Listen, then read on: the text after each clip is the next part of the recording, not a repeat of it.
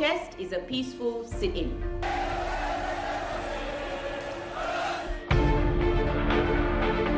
I think you're very stupid. Any kind of aggression will not be tolerated. Will not be tolerated.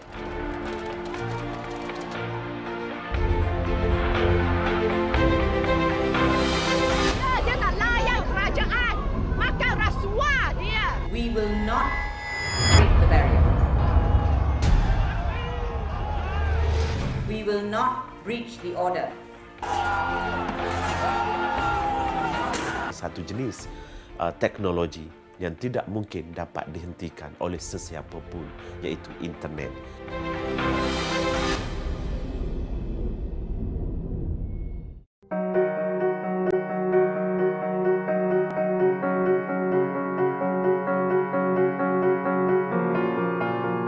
Anda sedang menyaksikan suatu budaya baru. Budaya di mana media sosial menjadi sebahagian besar dalam hidup masyarakat hari-hari. Berita dan informasi terkini tentang apa saja kini berada di hujung jari.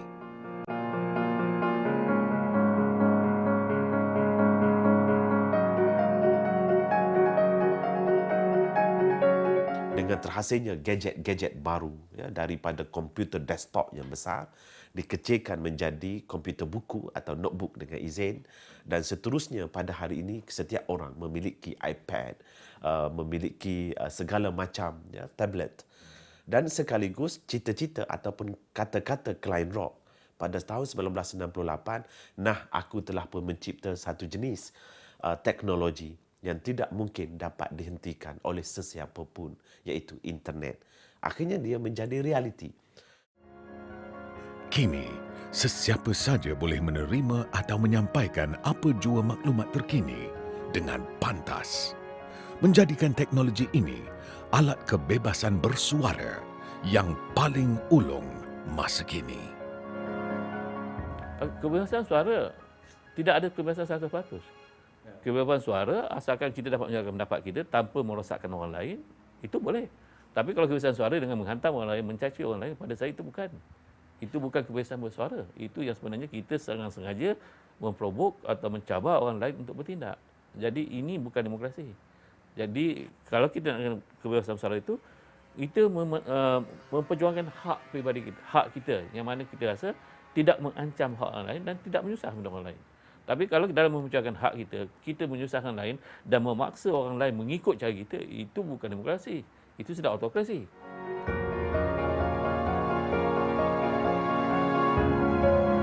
Dengan lambakan informasi yang diterima tanpa henti, apakah kita mampu menilai dengan teliti kebenaran setiap informasi yang disogokkan kepada kita?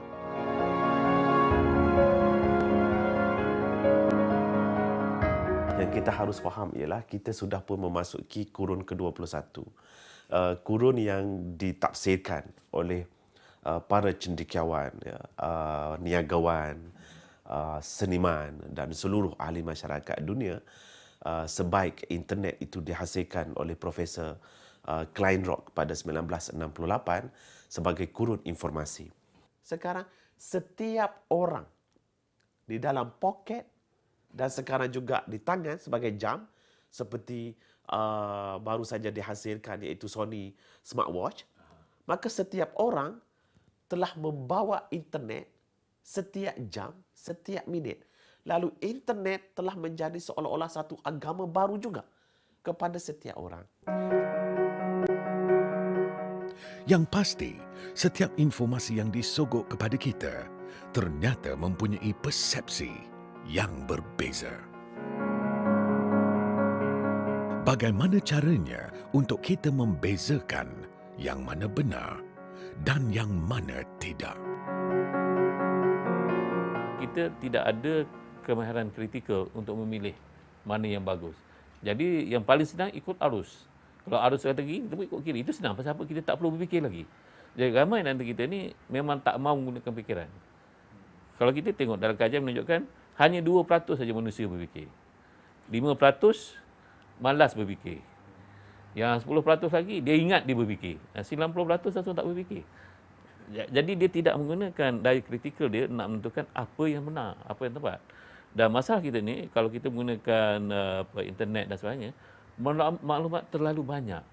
Dan kalau kita nak jelajah semuanya, memang letih lah. Tak ada masa lah untuk ikut semua.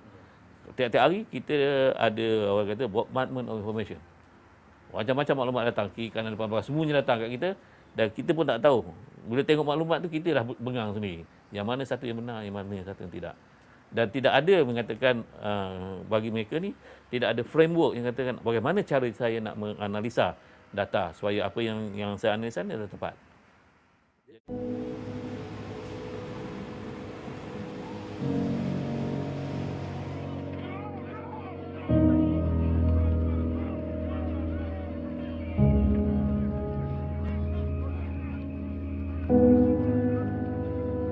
28 April 2012, Malaysia dan seluruh dunia telah menyaksikan lautan manusia berbaju kuning di pusat Bandaraya Kuala Lumpur, di kawasan berhampiran dengan dataran merdeka.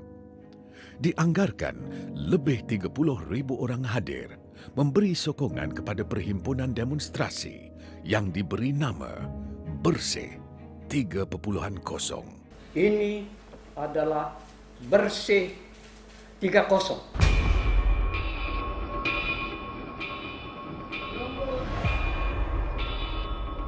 Agenda mereka mahukan proses pilihan raya dijalankan dengan adil dan telus dengan menekankan 8 tuntutan utama untuk diberi perhatian dan tindakan dengan segera.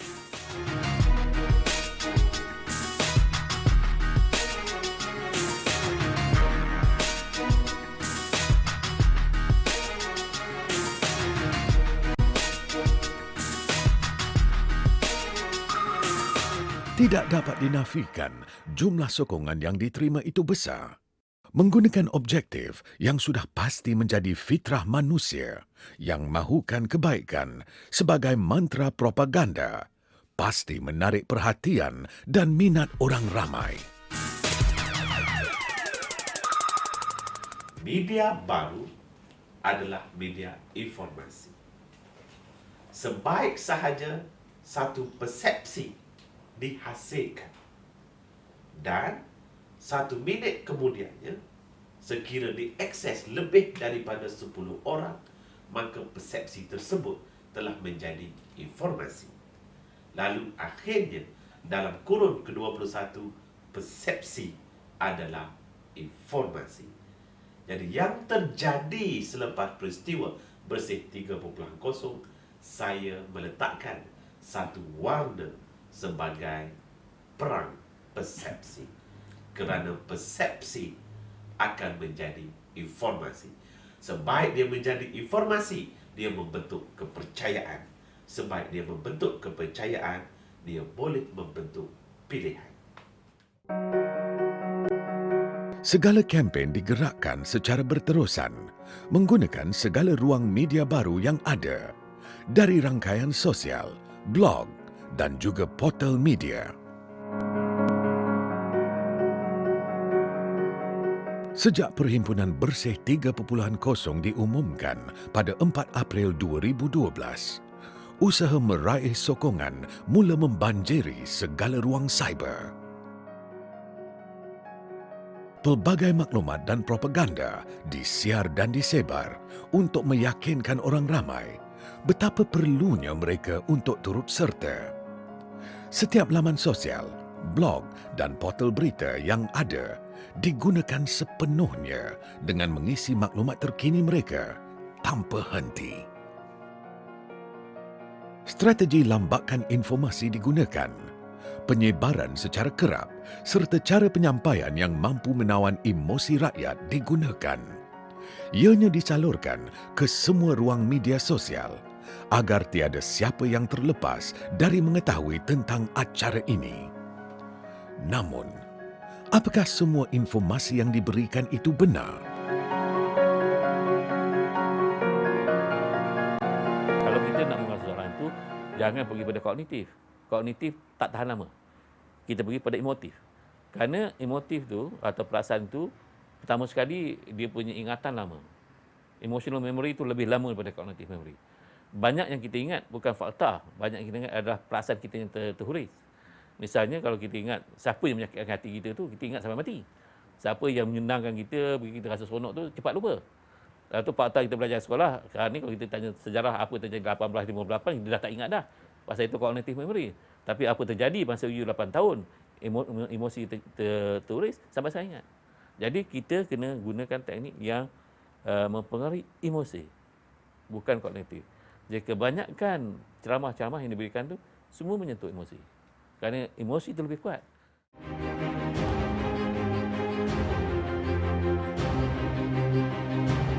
Apakah faktor yang menyebabkan mereka mudah percaya dan terus memberi komitmen tanpa perlu berfikir panjang lagi?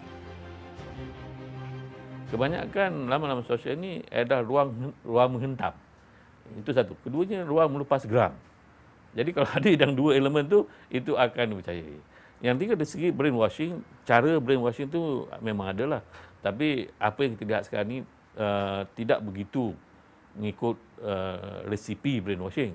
Tapi elemen-elemen brainwashing ni ada. Dan ada juga kumpulan-kumpulan tertentu akan terpengaruh. Kumpulan-kumpulan yang ini, yang saya katakan tadi, yang tidak mempunyai critical thinking.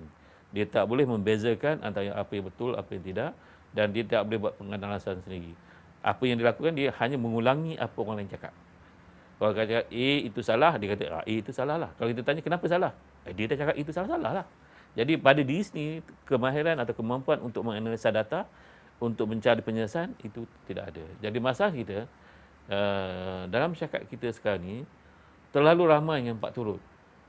Dan tak begitu ramai yang dapat menganalisa data dan membuat keputusan sendiri. Jadi itu masalahnya. Selagi kumpulan itu besar, segitulah pengaruh-pengaruh macam ni senang untuk dibuat.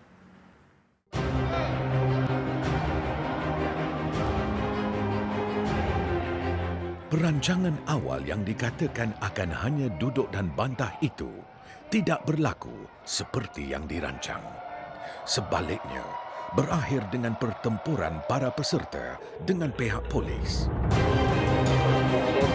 Peringatan awal untuk tidak merempuh melepasi benteng yang dibuat oleh pihak polis juga tidak diendahkan dan menyebabkan berlakunya rusuhan. Dari merempuh, memukul, merosakkan harta awam hingga membawa kepada kecederaan orang ramai berlaku dengan sangat pantas. Dan masyarakat yang melihat dari luar bersetuju insiden ganas ini tidak seharusnya berlaku. Siapakah pihak yang harus dipersalahkan? Sekiranya tindakan menyurai tidak diambil seperti demikian, pertempuran boleh berlaku dan keadaan akan menjadi lebih berbahaya kepada kedua-dua pihak. The crowd that we had before us, that we saw before us and that we led, are not the kind of crowd that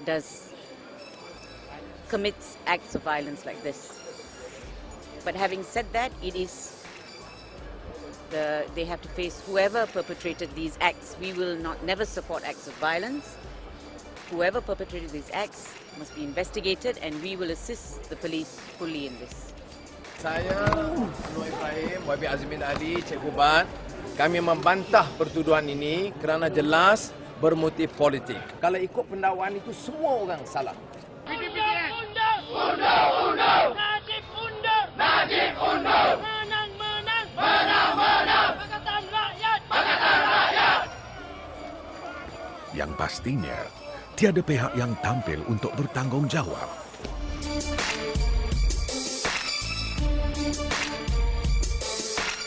Sebelum berlangsungnya perhimpunan, maklumat yang dicanangkan ke orang ramai nyata disampaikan dengan nada yang sopan dan berhemah. Tetapi kali ini amat berbeza. Informasi yang disebarkan banyak yang bernada kasar dan kesat. Kesemuanya hanya berkisar kepada 3 topik utama. Mahu membuktikan agenda disokong oleh sebilangan besar orang ramai. I think as far as the crowd was concerned, they were so well behaved despite it being such a large number. And I could see that from where I was, and I think Subra was on the band with me. But what an excellent crowd, percubaan memburukkan institusi polis dengan mengecam keganasan pihak polis. Now I've just got news, and I'm very, and that's why I feel very bad. I mean, it's very sad news, but I don't know if it's accurate. I don't know if the reporters know. But apparently 3 people were rammed. Louder, louder. 3 people were rammed by a police car,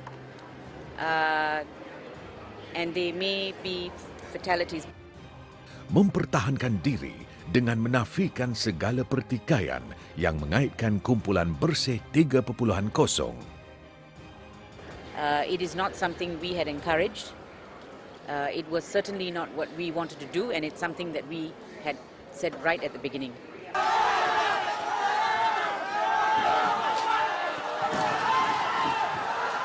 Insiden kereta polis yang diremuk dan diterbalikkan penyokong demonstrasi Bersih 3.0 mendapat perhatian. Alasan mereka, kereta tersebut telah merempuh dan melanggar penyokong demonstrasi dengan sengaja. Tidak cukup dengan tuduhan itu, kereta itu dikatakan telah menyebabkan seorang penyokong tersepit dan mereka terpaksa membalikkan kereta tersebut untuk menyelamatkan mangsa.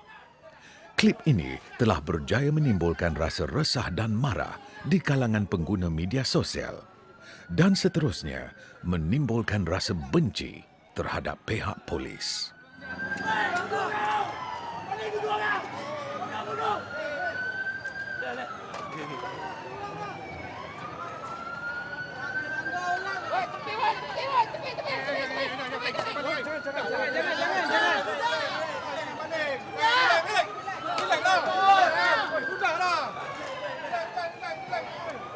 Betul-betul dekat kontrak tu, dia terus langgar orang. Naik ke atas. Dia memang attack orang. Buat laju. Sebab kalau saya dikit logik kan, dia jalan kosong kan. Dia jalan kosong, dia boleh break. Kan? Satu lagi cermin tingkap dia memang sengaja buka. So memang di situ kalau kita nampak kan, cara dia tu memang cari punca lah. Cari punca. Lepas tu saya bawa dia keluar. Rupanya kat bawah kereta tu ada seorang lagi. Oh, memang. Kejadian ni memang polis salah. Lalu kalau kita lihat pasca Bersih 3.0, kita lihat ada 3 warna. Satu, mereka yang pendiam, yang tidak berkata apa-apa, sekadar diam.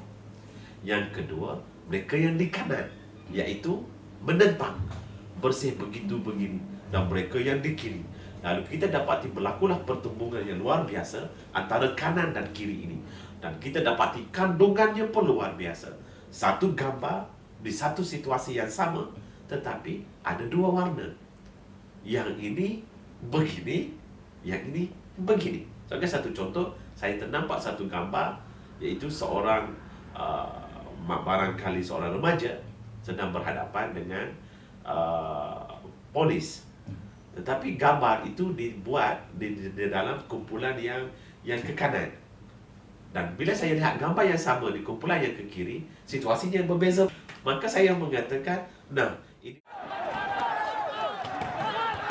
Timbul pula penjelasan berlainan pada klip yang sama, di mana kereta berkenaan tidak kelihatan seperti sedang merempuh penyokong demonstrasi. Apa yang berlaku? Kereta itu telah diserang oleh sekumpulan penyokong dari pelbagai sudut untuk menghancurkan kereta tersebut. Ada yang membaling objek besar dan keras. Ada juga yang menendang, memukul dan memanjat kereta berkenaan hingga pecah cermin tingkap. Kereta tersebut akhirnya hilang punca arah dan terbabas melanggar tembok jalan.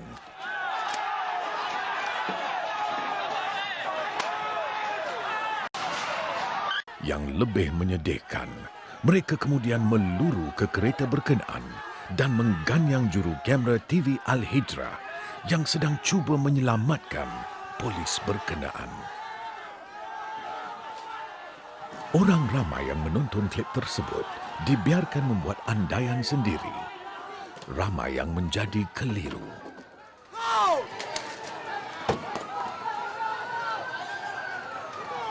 Klip tersebut adalah antara beberapa isu yang dihebahkan kepada orang ramai dengan 2 penjelasan yang berbeza. Tiada bukti dan fakta yang kokoh diberikan untuk menjelaskan keadaan sebenar. Siapa yang memulakan insiden ini? Siapa yang memandu kereta tersebut? Di mana individu yang dikatakan telah dilanggar dan tersepit di bawah kereta berkenaan? Lebih meragukan, tidak kelihatan pun situasi di mana duduk dan bantah yang dijanjikan itu berlaku di situ. Nampak kata peaceful demonstration, tapi nampak cermin-cermin kereta dia pecah, kereta dia terbalik. Itu peaceful lah. Saya ingat kita bila parti lawan menang, itulah keadaan dalam Malaysia.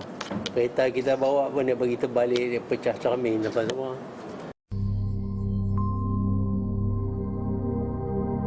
Sekali lagi, pihak polis dipersalahkan dalam menjalankan tugas mereka.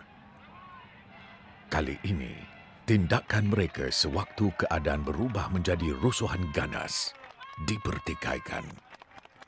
Mereka dituduh sengaja menimbulkan keadaan kekacauan agar mereka punya alasan untuk menyerang para penyokong demonstrasi.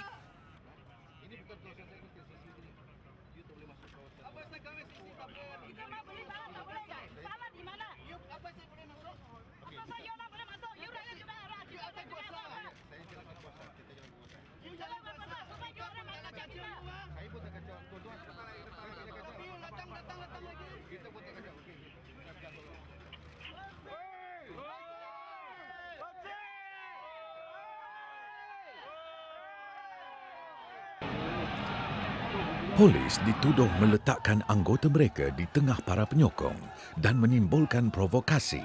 Pelbagai gambar dan video ditayangkan bertujuan untuk menimbulkan keraguan kepada pihak polis.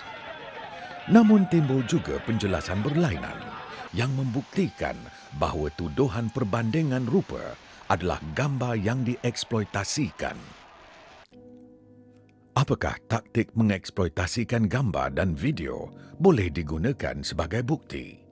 Ianya tidak lebih dari propaganda yang sengaja dieksploitasikan untuk meraih penyokong. Terdapat banyak gambar-gambar perhimpunan tersebut yang diubah suai supaya kelihatan lautan manusia telah memenuhi ke semua jalan raya sekitar Kuala Lumpur. Boleh menjadi satu kesalahan sekiranya ada pengadu. Sekiranya contohnya kalau gambar saya, alright, contoh saya mengambil contoh gambar saya sendiri. Kalau diubah suai dan diletak di dalam contohlah bagi saya dikatakan bertelanjang, padahal bukan saya, maka sekiranya boleh dibuktikan kalau kita boleh trace siapa yang melakukan tu, maka menjadi satu kesalahan di bawah Akta Komunikasi dan Multimedia. Ada juga gambar yang dieksploitasikan supaya visual itu mampu menagih simpati orang ramai terhadap mereka. Persoalannya, apa yang ingin mereka raih dengan menggunakan gambar-gambar yang diubah suai untuk dijadikan fakta? Okey, apa yang dibenarkan adalah perhimpunan secara aman, iaitu perhimpunan. Tetapi apa yang saya baca daripada akta tu, protes jalanan memang diharamkan, tidak dibenarkan di bawah akta tersebut. Itu satu contoh apa yang boleh menyalahi undang-undang. Kalau sesuatu berlaku menjadi kepada protes jalanan, maka ianya adalah salah di bawah undang-undang. Itu satu. Itu satu contoh lah, ada banyak contoh. Tapi untuk manfaat mereka yang menonton ni, satu. Itu satu kesalahan. Kedua, kesalahannya, contohnya kita tak boleh di bawah perhimpunan, walaupun perhimpunan aman, alright, tetapi kita ambil contoh, seorang kanak-kanak di bawah umur 15 tahun tidak boleh dibawa ke perhimpunan tersebut.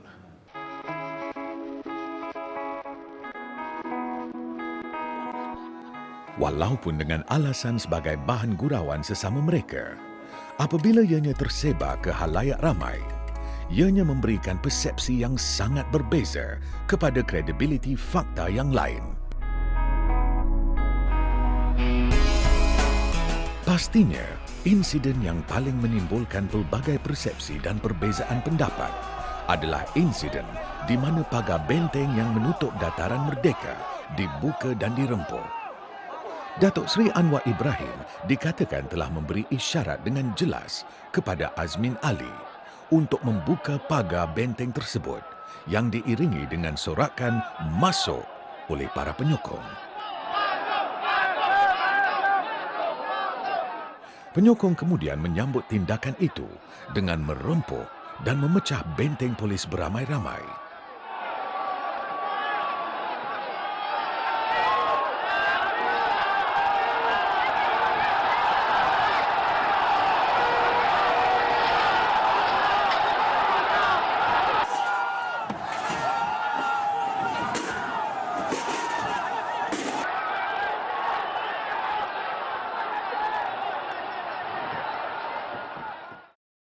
Pada dia, yang pentingnya mengikut sesuatu pemimpin yang disukai. Dia mengikut pemimpin itu saja. Dia bukan memperjuangkan dari segi fakta ataupun asas perjuangan. Dia hanya mengikut pemimpin. Jadi kalau pemimpin itu betul, betul lah. Kalau pemimpin itu tak betul, tak betul lah. Tapi yang pentingnya, dia memuja pemimpin, idola dia. So, apa pemimpin buat, itulah betul, itulah tepat. Namun, Datuk Seri Anwar Ibrahim menafikan tuduhan itu. Do you see that I was saying this to the crowd? Don't go to the left, move to the right. You dengar, you hear that I said, tolong arah ke kanan. Tolong arah ke kanan. You didn't see that? Yes, we saw that. Okay, thank you. Now, the gesture, you focus on what I said. Nego. Make sure you start talking to the police officers behind you, because I saw this guy with this dress to Azmin. I see. So that was, as you can see from the video, with gesture. What is gesture? This means move. This means move. Break means break. Break. But I said gesture. I'm not going to. Actually, my decision in coming here, I'm not going to be broke. To me, even you say some of the youth broken, I will defend their decision. Tuduhan memecah masuk benteng itu pula diletakkan ke atas para penyokong demonstrasi dengan mengatakan bahawa itu adalah keputusan yang dibuat oleh golongan muda.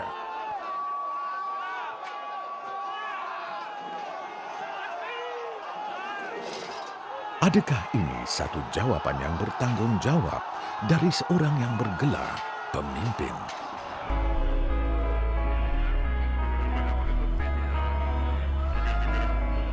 Walau apapun alasan yang diberikan, situasi tersebut telah menyebabkan pihak polis terpaksa mengambil tindakan mengikut prosedur yang telah ditetapkan.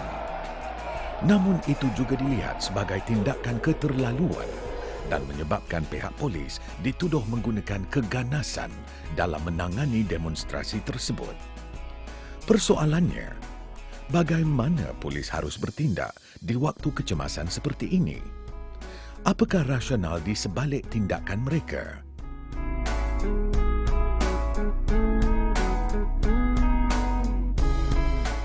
Memang pihak polis telah menjalankan apa yang diwajibkan di bawah undang-undang. Sebab contoh daripada apa yang saya melihatlah, saya tengok di internet, laman web dan sebagainya, ada juga beberapa instance bila polis sendiri diprovok. Contohnya apa yang berlaku baru-baru ni. Polis sendiri diprovok. Di dalam keadaan tu mereka tetap tidak mengambil tindakan. Tindakan hanya bermula apabila sekumpulan orang melanggari apa yang dibenarkan. Di dalam keadaan tu, apakah, what do we expect the law enforcement agency atau pihak berkuasa untuk berbuat? Adakah mereka hanya sepatutnya duduk lihat? Bila kita masuk dalam keadaan yang tertekan, di mana kita tengok 1,000 orang keliling kita, apa yang nak buat? Kalau dia ada 3 cara. Pertama sekali, lari. Yang kedua, kita kaku tempat tu. Yang ketiga, kita menyerang. So, ada you run, you flee, you freeze, or you fight. You have 3 options.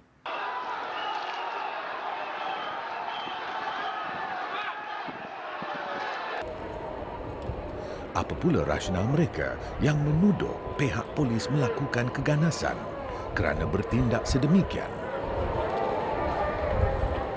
Jadi sekarang timbul isunya, kalau kata seorang polis bertindak mengikut awataran, orang marah dia. Kalau dia tak bertindak ke orang marah dia. Jadi apa yang dia dapat? Kalau dia melakukan satu itu mengikut peraturan, kita seharusnya menyokong dia kerana dia telah menjalankan tugasnya sebaik mungkin. Tetapi kita ada grup-grup yang gitu menentang dia. Tetapi bila dia buat keperluan, dia panggil polis tu balik untuk bantu dia. Institusi polis diwujudkan untuk menguatkuasa undang-undang demi menjamin keselamatan negara.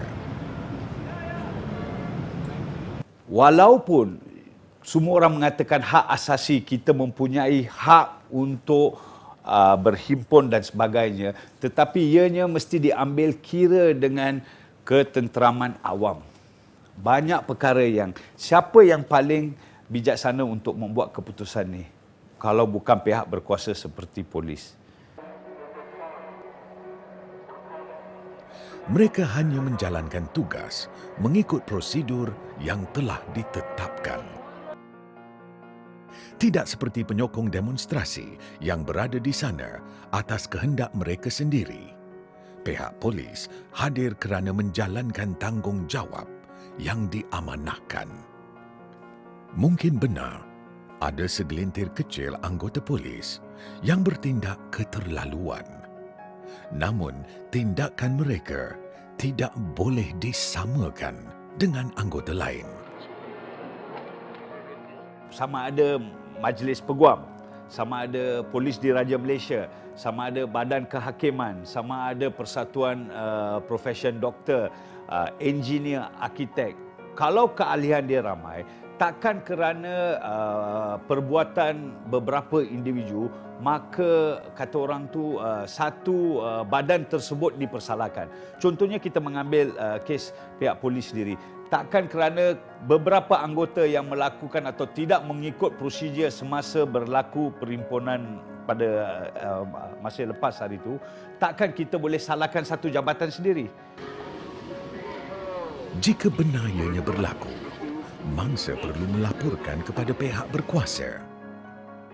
Siasatan perlu dibuat bagi mengenal pasti punca dan sebab ianya terjadi dari sudut tata tertib sehinggalah keadaan mental dan psikologi mereka.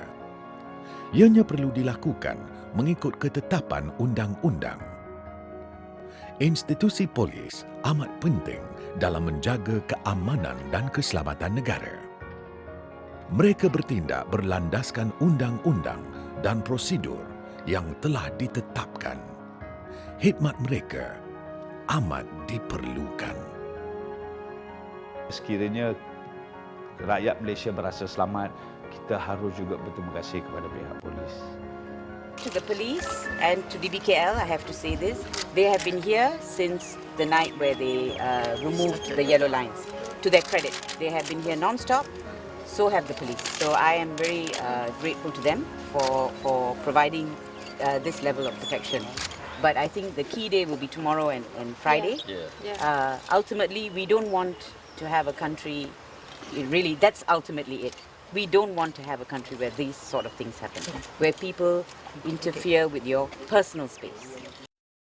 Secara umum, apa yang berlaku di ruang cyber menggunakan media sosial dan blog adalah satu cubaan menimbulkan persepsi. Apa juga contohnya kalau akta hasutan contohnya mengatakan kita tidak boleh buat A, B, C, D, E. Itu saya mengatakan apa menjadi satu kesalahan di dunia nyata menjadi satu kesalahan di alam cyber. So contohnya kita tak boleh menghasut. Alright? Ada contohnya lah mungkin terhadap duli-duli yang maha mulia, raja-raja dan sebagainya. Tetapi kita membuatnya melalui laman alam cyber. Maka ianya menjadi satu kesalahan di alam nyata, juga menjadi satu kesalahan di alam cyber. Di zaman yang digelar era informasi ini, pendapat dan persepsi adalah senjata utama. Dari mana timbulnya persepsi ini? Adakah persepsi boleh dikira sebagai fakta? Apa yang boleh menyebabkan persepsi berubah menjadi fakta yang dipercayai?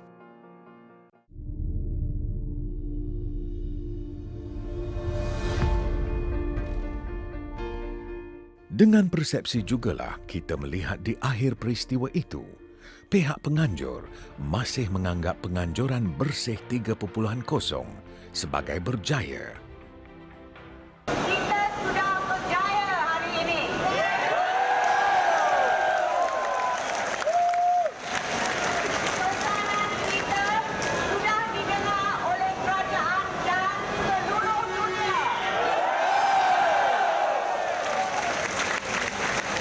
Bersih 3 merupakan cetusan harapan impian rakyat Malaysia bahawa keabsahan pemerintahan sekarang dan masa depan mestilah diputuskan melalui proses yang demokratik secara bersih.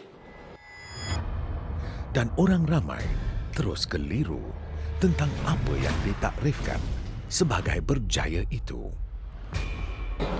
Sebab itu saya anggap ini hari rakyat merdeka menuntut. Adakah perancangan asal untuk hanya duduk dan bantah itu benar-benar berlaku? Okay, kalau tingkat keganasan berjaya, yang lain akan bertindak ganas untuk lebih berjaya. Macam rippling effect. Kita baling batu dan tasik, air itu akan besar. Jadi kalau hari ini saya menggunakan satu kekerasan untuk berjaya, besok orang yang saya tindas akan melakukan kekerasan yang lebih dahsyat dari saya untuk menjatuhkan saya semula. Itulah dia tunjuk. Bila ada kaum-kaum ada violence, ada itu ini, dia bagi peluang kepada negara asing untuk masuk di sini. Sekarang ini pun dia dah masuk dah, tapi dia masuk secara tak langsung, dia bagi duit untuk menjatuhkan kerajaan. Pasal dia orang nak satu kerajaan yang akan tunduk kepada dia orang. Jadi sekarang ni dia tekak bagi duit kepada NGO saja. Kemudian dia akan, kalau kita tak jatuh juga, dia bagi senjata. Lepas itu dia hasut semua orang. Itulah kehendak dia. Dan dia akan berkata, lihat orang ini dia tak tahu nak mentadbir negara mereka. Sebab itu kami kena masuk. Dan kami kena masuk bunuh sebilangan daripada mereka dan kami akan dirikan kerajaan demokrasi. Adakah dengan timbulnya kejadian yang tidak diingini itu menyebabkan segala tuntutan akan dipenuhi? Adakah 8 tuntutan asal mereka itu telah diperolehi? Atau mungkin ada objektif lain yang telah dipenuhi? Apapun kebenarannya, kita sendiri tidak lari dari membuat persepsi dan hanya kita yang mampu mengawal persepsi itu. Dan kita harus berhati-hati dalam apa jua perkara yang kita terima dari media sosial.